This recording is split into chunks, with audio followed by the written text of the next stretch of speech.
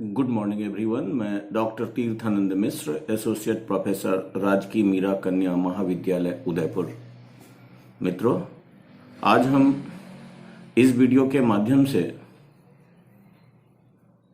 स्त्री प्रत्यय पर विचार विमर्श करने जा रहे हैं।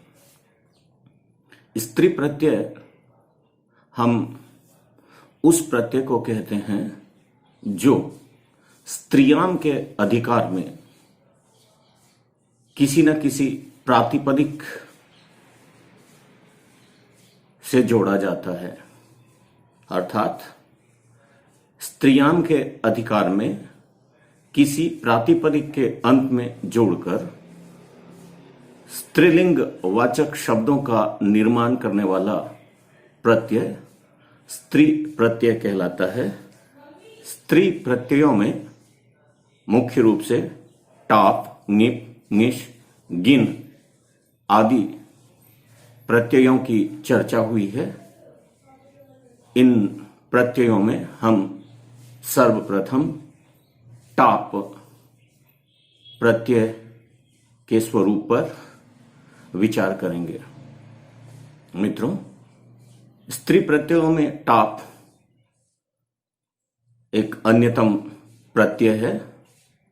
इस प्रत्यय का प्रयोग किसी विशेष प्रातिपदिक से स्त्रीवाची शब्दों के निर्माण हेतु किया जाता है। इस प्रत्यय का विधायक सूत्र अजाद्यतस्टाप है। सूत्र का तात्पर्य है कि अजादि गण में पठित तथा अदंत शब्दों से अर्थात अकारांत शब्दों से स्त्रीत्व की विवक्षा में टाप प्रत्यय का प्रयोग होता है। मित्रों, इस प्रत्यय का ट चुटु सूत्र से इत संज्ञक है, जबकि इसी प्रत्यय का प हलंत्यम सूत्र से इत संज्ञक है। दोनों इत संज्ञक वर्णों का तस्य लोपः सूत्र से लोप होकर आ शेष रहता है। जैसा कि आपको विदित है कि इस प्रत्यय का प्रयोग अजादि गण में पठित अज आदि शब्दों से तथा अकारांत शब्दों से होता है को समझने से पूर्व हमें यह जानना आवश्यक होगा कि जब इस टाप प्रत्यय का प्रयोग होता है और शब्द ककारांत होता है, अर्थात उस प्रातिपदिक के अंत में क होता है और उस क के पहले अ होता है, तो ऐसी स्थिति में प्रत्ययस्थात कात पूर्वस्यात् इदाप्य सुपः इस वार्तिक से अ के स्थान पर ई हो जाता है। लेकिन यहां हमें यह भी जानना आवश्यक होगा कि वह ककारांत शब्द अर्थात उस शब्द के आने वाला क किसी न किसी प्रत्यय का ही होना चाहिए और उस ककारांत शब्द से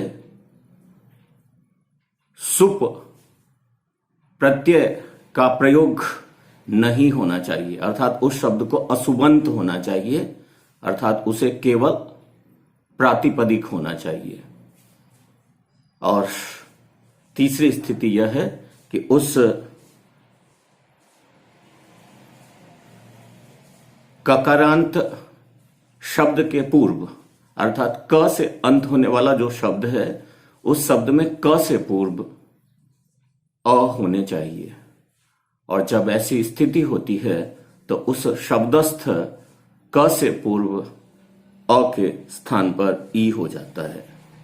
अब हम उदाहरण की सहायता से इस प्रत्यय को यदि समझने का प्रयास करें तो सर्वप्रथम उदाहरण के रूप में हम अजादिगण में पठित अज शब्द को लेते हैं। इस अज शब्द से अजाद्यतस्टाप सूत्र से जब टाप प्रत्यय का प्रयोग होता है तो अज प्लस टाप ये रूप हमें प्राप्त होते हैं। ऐसी स्थिति में इत संज्ञक ट तथा प का लोप होकर अज आ रूप की प्राप्ति होती है और ऐसी स्थिति में अकः सवर्ण दीर्घ सूत्र से पूर्व सवर्ण दीर्घ होकर अजा रूप प्राप्त होते हैं और इस अजा की प्रातिपदिक संज्ञा तथा विभक्ति उत्पत्ति करने के पश्चात प्रथमा विभक्ति के एक वचन में अजा रूप प्राप्त होता है और यह अजा स्त्रीवाची शब्द होता है। इसी तरह से एडक शब्द से अगर हम अजाद्यतस्टाप सूत्र से टाप प्रत्यय का प्रयोग करेंगे तो एडका रूप की प्राप्ति होगी और वह टाबंत रूप होगा। यहां आपके मस्तिष्क में एक प्रश्न उपस्थित हो सकता है कि एडक शब्द तो ककारांत शब्द है और उस शब्दस्थ क से पूर्व अ भी विराजमान है, तो ऐसी स्थिति में प्रत्ययस्थात कात पूर्वस्यात इदाप्य सुपह सूत्र से अ ई में क्यों नहीं परिवर्तित हुआ।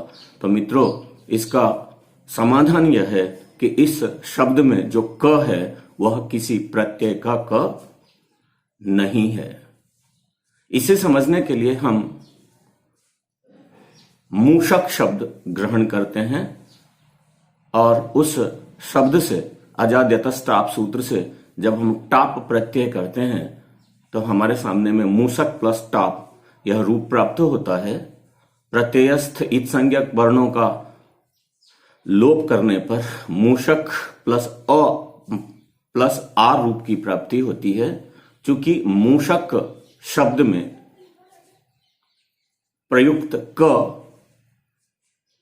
प्रत्यय का क है और इस प्रत्ययस्थ क के पूर्व अ भी विराजमान है, अतः इस अ के स्थान पर प्रत्ययस्थात कात पूर्वस्यात इदाप्य सुपह सूत्र से ई होकर मूषिक प्लस आ रूप की प्राप्ति होती है और ऐसी स्थिति में अकः सवर्ण दीर्घ सूत्र से दीर्घ होकर मूषिका रूप प्राप्त होते हैं और पूर्व शब्द की भांति विभक्ति उत्पत्ति होकर प्रथमा विभक्ति के एक वचन में मूषिका रूप प्राप्त होते हैं जो टाबंत स्त्रीलिंग शब्द होते हैं।